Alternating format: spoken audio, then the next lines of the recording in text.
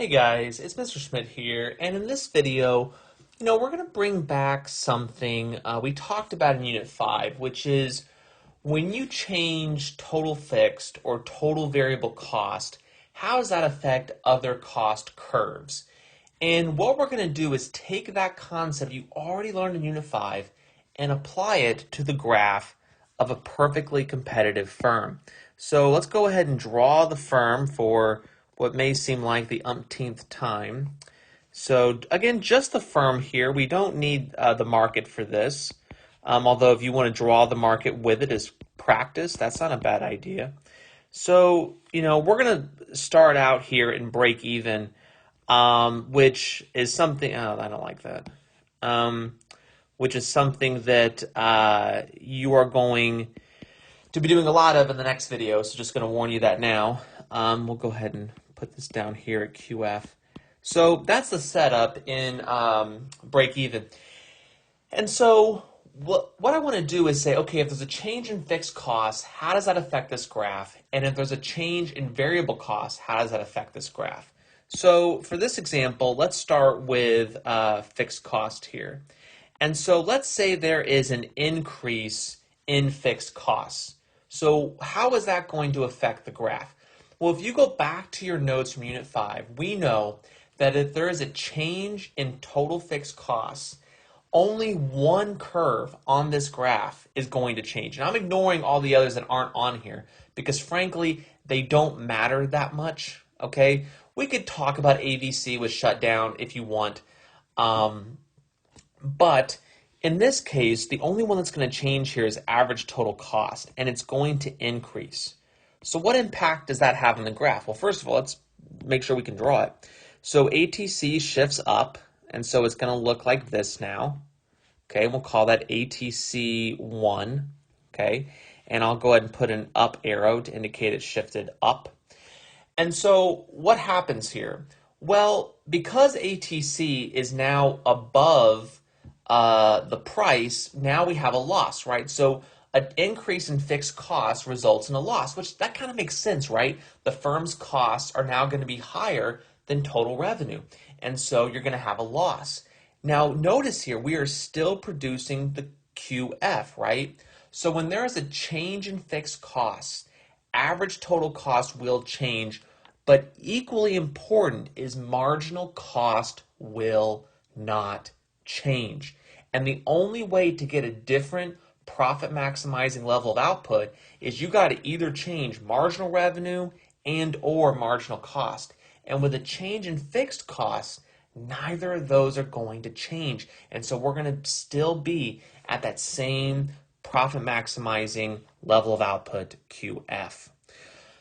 So with that example in mind, I'm going to go back to what we had at the start here. So just give me 1 second.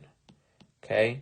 And so what you might do at this point is pause the video, redraw this, and then let's do it with variable costs.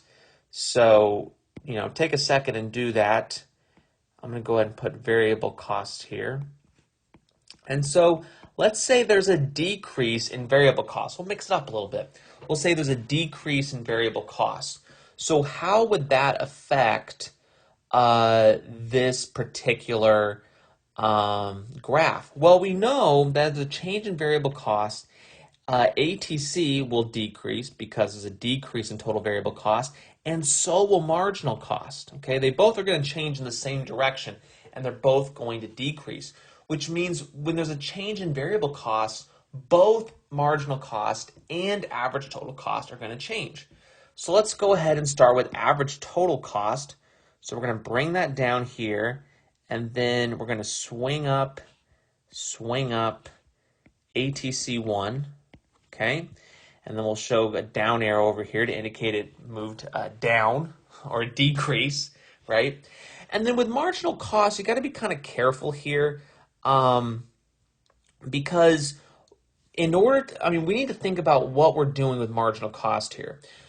We are decreasing marginal cost, which means we're going to move the curve down, okay? And what ultimately is going to happen is we're going to end up producing more output, right? Because if your marginal costs are lower, you should be producing more output. So when you draw the new marginal cost curve, it's going to actually look like you're moving it to the right of the original curve, but you're really just moving it down.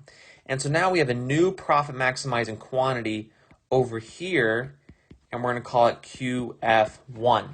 So what we see here is the firm is now making a profit because ATC has fallen below the price. And what we also see here is that the profit maximizing quantity has increased from QF to QF1, which makes sense. If your costs are lower, you're wanting to produce more at the margin. And if we wanted to take it one step further, of course, average variable cost would also decrease. And so it is more likely that this firm, although they are making a profit, so we know they're going to stay in business, but if they were making a loss, let's say, and then there's a decrease in total variable cost, that increases the likelihood they would stay in business because their variable costs are smaller and they have a greater incentive to stay in business to try to cover some of those costs. So basically, this is not something that comes up a lot on the AP exam, but it is something that I'm noticing more and more frequently in the past few years. So I would practice with fixed costs, variable costs, how do they affect the firm? Remember, a change in fixed costs will only change average total cost, but a change in variable costs will not only change average total cost, but also marginal cost and average variable cost. So that's all for this video on changing fixed and variable costs. Until next time, have a great day.